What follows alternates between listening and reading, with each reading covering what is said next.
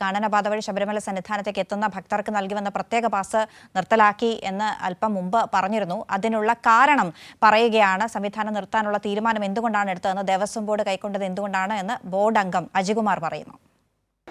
കാനന പാത വഴി വരുന്ന അയ്യപ്പ ഭക്തന്മാർക്ക് നിലവിൽ ക്യൂ നിൽക്കാതെ 18ാം പടിയിലേക്ക് പ്രവേശിക്കാനുള്ള പ്രത്യേക പാസ് സംവിധാനം തൽക്കാലം നിർത്തിവെക്കുകയാണ്.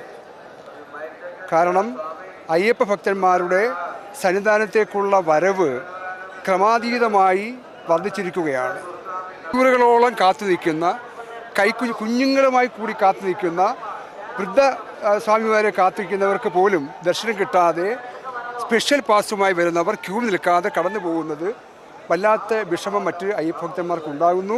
അതുകൊണ്ട് വരുന്ന അയ്യപ്പ ഭക്തന്മാർക്ക് സുഗമമായിട്ടുള്ള ദർശനം ഉറപ്പുവരുത്താൻ, ക്രൗഡ് മാനേജ്മെൻറ്റ് സൗകര്യപ്പെടുത്താൻ, എല്ലാ സുരക്ഷയും ഉറപ്പാക്കുക എന്നുള്ള വലിയ ലക്ഷ്യത്തോടു കൂടിയാണ് തൽക്കാലം ഈ കാനനപാതയിലുള്ള പ്രത്യേക പാസ് സംവിധാനം ഞങ്ങൾ നിർത്തിവെക്കുന്നത്.